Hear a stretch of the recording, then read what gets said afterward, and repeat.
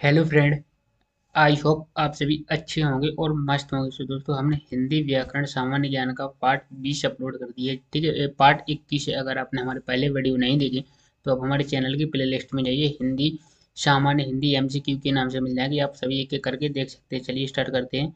इसमें है क्वेश्चन, बिहग बिहग फिर चाहक उठे, ये पुंज पुंज में अलंकार है। आपको बताना है इसमें अलंकार कौन सा है। ठीक है, तो जी एक आपको पंक्ति दी गई है, बिहग बिहग फिर चाहे चाहक उठे, ये पुंज पुंज में अलंकार बताना कौन सा अलंकार हो जाएगा। श्लेष अलंकार, अनुप्रास अलंकार, उपमा अलंकार या विपक्ष अलंकार हो जाएगा। ठीक है, तो इसमें कौन सा अलंकार हो जाएगा। चार ऑप्शन है, जो राइट आंसर है वो आपको बताना है।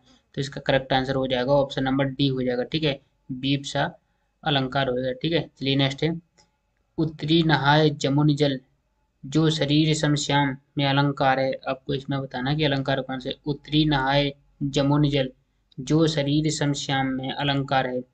उपमा अलंकार, उत्प्रेक्षा अलंकार या प्रतीक या दीपक अलंकार। ठीक है, जो इसमें राइट आंसर है वो आपको बताना। ठीक है, तो इसका करेक्ट आंसर हो जाएगा ऑप्शन नंबर सी हो जाएगा, प्रतीप अलंकार हो जाएगा। ठीक है जी, आपको याद रखना है। चलिए नेक्स्ट क्वेश्चन है।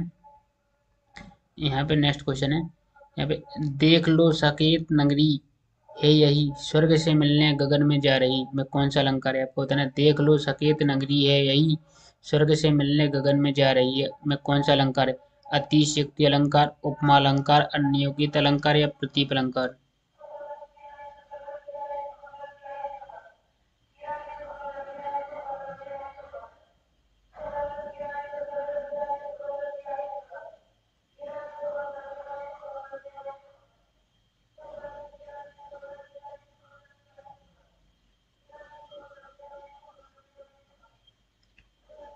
क्वेश्चन है कि देख लो साकेत नगरी है यही, स्वर्ग से मिलने गगन में जा रही है, में कौन सा अलंकार है। इसमें आपको अलंकार बताना कौन सा अलंकार है। आपको एक पंक्ति दी गई, देख लो साकेत नगरी है यही, स्वर्ग से मिलने गगन में जा रही है। अलंकार बताना, अतिशयोक्ति अलंकार, उपमा अलंकार, अन्योगित अलंकार या प्रतीप अलंकार।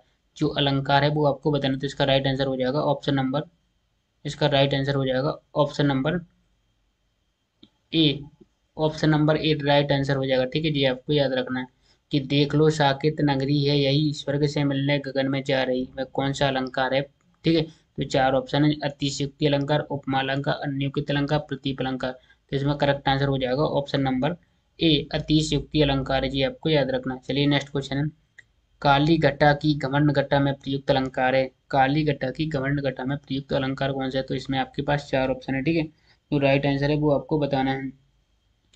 श्लेष अलंकार, यमक अलंकार, रूपक अलंकार या उपमा अलंकार। ठीक है, जो राइट आंसर है वो आपको बताना है इसमें। ठीक है, तो इसका करेक्ट आंसर हो जाएगा ऑप्शन नंबर बी हो जाएगा। ठीक है, यमक अलंकार हो जाएगा। चलिए नेक्स्ट क्वेश्चन है, यहाँ पर जाके जस प्रताप के आगे, शशि मलिन रवि शीतल लागे। इसमें अलंकार बताना है। आपको एक पंक्ति दी है, जाके जस प्रताप के आगे, शशि मलिन रवि शीतल लागे। तो इसमें कौन सा अलंकार हो जाएगा। अन्योगित अलंकार, अपनाहित अलंकार या व्यतिरेक अलंकार या दीपक अलंकार। ठीक है, तो इसमें जो राइट आंसर है वो आपको बताना है कौन सा। तो इसका करेक्ट आंसर हो जाएगा ऑप्शन नंबर सी हो जाएगा। ठीक है, व्यतिरेक अलंकार हो जाएगा। ठीक है जी, याद रखना है आपको। चलिए नेक्स्ट है, नहीं पलाश के पहु ए है जरत अंगार, में अलंकार बताना है आपको। ठीक है, तो अपनुहित अलंकार, दृष्टांत अलंकार, प्रतीप अलंकार या दीपक अलंकार। जो अलंकार है वो आपको बताना है। ठीक है, तो इसका करेक्ट आंसर हो जाएगा ऑप्शन नंबर ए, अपनुहित अलंकार हो जाएगा। ठीक है जी, आपको याद रखना है। नेक्स्ट क्वेश्चन है, विरह है अथवा यह वरदान, निम्नलिखित में अलंकारों में किसका उदाहरण है जी। आपको उदाहरण बताने हैं, व्यतिरेक अलंकार का, संदेश अलंकार का या विरोधाभास अलंकार का या अपनुहित अलंकार का है।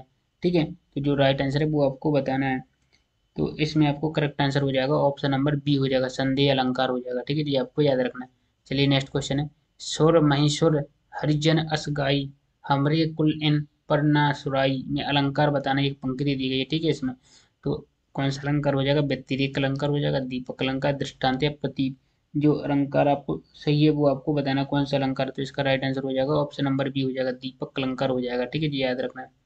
चलिए नेक्स्ट क्वेश्चन है, यहाँ पे छंद का अर्थ होता है। आपको बताना छंद का अर्थ क्या होता है। आच्छादन होता है, नापना, काटना या कोई नहीं। तो छंद का अर्थ क्या होता है। तो छंद का अर्थ होता है आच्छादन होता है। ठीक है जी, आपको याद रखना है। छंद का अर्थ क्या होता है, आच्छादन होता है। नेक्स्ट क्वेश्चन, जिस रचना में मात्रा एवं वर्गों पर विशेष ध्यान रखना पड़ता है उसे कहते हैं। किसका? मात्रा एवं वर्गों वर्गों पर विशेष ध्यान रखना पड़ता है उसे क्या कहते हैं? अलंकार कहते हैं, रस कहते हैं, छंद कहते हैं या गुण कहते हैं। ठीक है, तो इसका राइट आंसर हो जाएगा ऑप्शन नंबर सी, छंद कहते हैं। ठीक है, ये याद रखना है। चलिए नेक्स्ट क्वेश्चन है। अब आपको बताना है छंद के प्रकार। छंद कितने प्रकार के होते हैं? तो छंद के प्रकार बताना है आपको। छंद दो प्रकार के होते हैं, तीन प्रकार के, चार या पांच। तो छंद कितने प्रकार के होते हैं? छंद होते हैं आपको तीन प्रकार के, याद रखना है। ठीक है, ये आपको याद रखना, छंद तीन प्रकार के होते हैं। चलिए नेक्स्ट है। मात्रिक छंद में गणना की जाती है। तो मात्रिक छंद में गणना की जाती है वर्णों की, मात्रा की, यति की या गति की। तो मात्रिक छंद में किसकी गणना की जाती है? मात्रा की जाती है। ठीक है, तो option number B right answer हो जाएगा। चलिए नेक्स्ट क्वेश्चन है। यहाँ पे आता है दोहा छंद। दोहा छंद कौन सा व्रत है? आपको बताना है दोहा छंद में कौन सा व्रत है। समव्रत, विषमव्रत, अर्ध समव्रत या सभी गलत। ठीक है, तो इसमें आपको बताना जो राइट आंसर है वो आपको बताना। तो इसका राइट आंसर हो जाएगा ऑप्शन नंबर सी हो जाएगा, अर्ध समव्रत हो जाएगा। ठीक है जी, याद रखना है। चलिए नेक्स्ट है। चौपाई छंद के प्रत्येक चरण में मात्राएं होती हैं। चौपाई छंद के प्रत्येक चरण में मात्राएं होती हैं, कितनी होती हैं? 24 होती हैं, 16 होती है, 28 या 16। ठीक है, 24, 26, 28, 16। तो चौपाई छंद के प्रत्येक चरण में कितनी मात्राएं होती हैं? तो इसमें होती है 16 जी, आपको याद रखना। तो राइट आंसर क्या हो जाएगा? Option number D. Next question है। इसमें आता है सरोटा छंद दोहा छंद का होता है। आपको बताना कि जो सरोटा छंद है जो दोहा छंद का कैसा होता है? समान होता है, उल्टा होता है, समानार्थी होता है, कोई नहीं होता है। तो कैसा होता है जी? उल्टा होता है जी, आपको याद रखना है। तो सरोटा छंद है जी दोहा छंद का कैसा होता है? उल्टा होता है। ठीक है जी, इतना आपको याद रखना है। चलिए नेक्स्ट क्वेश्चन है। यहाँ पे कुंडलियाँ, कुंडलियाँ छंद में पंक्तियाँ होती हैं। आपको बताना है कुंडलियाँ छंद में पंक्तियाँ होती हैं, कितनी पंक्तियाँ होती हैं? ठीक है, 2, 4, 6, 8। तो कुंडलिनी छंद में कितनी पंक्तियाँ होती हैं? तो इसका राइट आंसर हो जाएगा ऑप्शन नंबर सी, 6 पंक्तियाँ होती हैं। ठीक है जी, याद रखना है। तो कुंडलीय छंद है, इसमें पंक्तियाँ कितनी होती है? 6 होती है। चलिए नेक्स्ट क्वेश्चन है। यहाँ पे आता है रोला। रोला छंद में यति कितनी मात्राओं पर होती है? तो आपको बताना है रोला छंद में यति कितनी मात्राओं पर होती है। 8, 7 पे, 11, 13 पे, 16, 12 पे, 13, 11 पर। तो जो राइट आंसर है आपको बताना है, तो इसका राइट आंसर हो जाएगा 11, 13 पर होती है यति। ठीक है जी, आपको याद रखना। तो रोला छंद में, तो रोला छंद में यति कितनी मात्राओं पर होती है? 11, 13 पर होती है। ठीक है जी, याद रखना। चलिए नेक्स्ट है। हरि गीत का छंद के प्रत्येक चरण में मात्राएं होती हैं। तो हरि गीत का छंद के प्रत्येक चरण में कितनी मात्रा होती है? 15 होती है, 24 होती है, 28 होती है या 31 होती है। ठीक है, कितनी मात्राएं होती हैं? तो हरि गीत का छंद में होती हैं 28 मात्राएं। ठीक है जी, आपको याद रखना। तो राइट आंसर हो जाएगा ऑप्शन नंबर सी। तो हरि गीत का छंद आपको याद रखना। चलिए नेक्स्ट है। यहाँ पे है जिन छंदों के प्रत्येक चरण में 22 से 26 वर्ण होते हैं उसे कहते हैं, उसे क्या कहते हैं जी? आपको बताना उसे क्या कहा जाता है। जिस जिन छंदों के प्रत्येक चरण में 22 से 26 वर्ण होते हैं उसे क्या कहते हैं? छप्पा कहते हैं, हरिगीत का कहते हैं, सबैया कहते हैं या रोला कहते हैं। ठीक है, तो क्या कहा जाता है उन्हें? सबैया कहा जाता है। ठीक है, तो ऑप्शन नंबर क्या हो जाएगा? सी राइट आंसर हो जाएगा। उन्हें क्या कहते हैं? सबैया कहा जाता है। ठीक है, नेक्स्ट है। मनहरण छंद किस छंद का उपभेद है? आपको बताना मनहरण छंद किस छंद का उपभेद है। मालिनी का, कवित का, बरवे का, चौपाई का। तो ये किसका हो जाएगा? ठीक है, तो मनहरण छंद किस छंद का उपभेद है? आपको बताना कि उपभेद किसका है, उपभेद। तो इसमें हो जाएगा right answer option number B हो जाएगा। ठीक है, कवित का हो जाएगा, ये आपको याद रखना। तो मनहरण छंद किस छंद का उपभेद है? कवित का। चलिए नेक्स्ट क्वेश्चन है। यहाँ था बरबी छंद की प्रत्येक क्षण में मात्राएं होती हैं। आपको बताना बरबी छंद की प्रत्येक क्षण में मात्राएं कितनी होती हैं? तो 24 होती हैं, 19 होती है, 28 होती हैं, 16 होती हैं। तो कितनी होती हैं जी, आपको बताना है। ठीक है, तो इसका राइट आंसर हो जाएगा ऑप्शन नंबर बी हो जाएगा। कितनी होती है? 19 मात्राएं होती हैं। तो बरबी छंद की प्रत्येक क्षण में मात्राएं होती हैं 19। ठीक है जी, याद रखना। चलिए नेक्स्ट है। द्रुत विलंबित छंद के प्रत्येक चरण में वर्ण होते हैं। द्रुत विलंबित छंद के प्रत्येक चरण में मात्राएं होती हैं, कितनी मात्राएं होती हैं? ठीक है जी, आपको बताना है। ऑप्शन है आपके पास 15, 16, 12, एक भी नहीं। तो इनमें से आपको बताना है द्रुत विलंबित छंद के प्रत्येक चरण में वर्ण होते हैं 15, 16, 12, इनमें से एक भी नहीं है। तो कितनी मात्राएं होती हैं जी, आपको राइट आंसर हो जाएगा। इसका ऑप्शन नंबर सी हो जाएगा, 12 होती हैं। ठीक है जी, याद रखना। चलिए नेक्स्ट क्वेश्चन है। इसमें आता है कौन सा भाव सुषुप्त अवस्था में विद्यमान रहता है? आपको बताएं सुषुप्त अवस्था में विद्यमान रहता है। संचारी भाव, स्थायी भाव, विभाव, अनुभव। तो कौन सा रहता है? स्थायी भाव रहता है। तो राइट आंसर हो जाएगा ऑप्शन नंबर बी हो जाएगा। ठीक है, तो स्थायी भाव क्या सुषुप्त सुषुप्त अवस्था में रहता है। नेक्स्ट स्थायी भाव की संख्या है, आपको बताना कि स्थायी भाव की संख्या कितनी है, 11 है, 10 है, 8 है या 9 है। तो स्थायी भाव की संख्या बताना, तो स्थायी भाव की संख्या कितनी हो जाएगी, 11 हो जाएगी। ठीक है, तो स्थायी भाव की संख्या 11 हो जाएगी, याद रखना। चलिए नेक्स्ट है संचारी भाव की संख्या कितनी है। अब आपको बताना कि संचारी भाव की संख्या कितनी है। तो संचारी भाव की 31, 32, 33, 34। तो संचारी भाव की संख्या कितनी होती है, तो संचारी भाव की संख्या होती है 33 होती है, ये आपको याद रखना। ठीक है, तो संचारी भाव की संख्या 33 होती है। नेक्स्ट है मन के विकार को कहते हैं, मन के विकार को कहते हैं, अनुभाव कहते हैं, विभाव कहते हैं, संचारी भाव या भाव कहते हैं।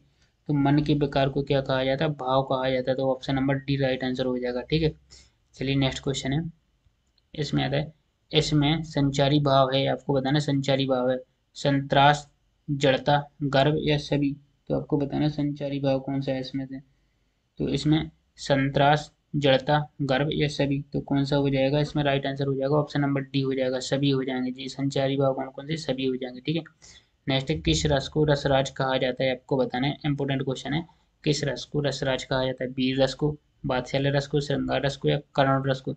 किस रस को रसराज कहा जाता है, तो इसमें राइट आंसर हो जाएगा ऑप्शन नंबर सी, श्रृंगार रस को कहा जाता है। क्या किस रस को कहा जाता है, श्रृंगार रस को कहा जाता है। ठीक है, तो चलिए नेक्स्ट क्वेश्चन है, यहाँ पे आता है किस रस में घृणा की अनुभूति होती है। आपको बताना कि किस रस में घृणा की अनुभूति होती है, अद्भुत रस में, बीभत्स रस में या रौद्र रस में या भयानक रस में। किस रस में घृणा की अनुभूति होती है। ठीक है, तो इसमें राइट आंसर हो जाएगा ऑप्शन नंबर बी, बीभत्स रस में। बीभत्स रस में क्या है, घृणा की अनुभूति होती है। ठीक, नेक्स्ट क्वेश्चन है बाघ के नाम से उत्पन्न भय किस रस के अंतर्गत आता आएगा।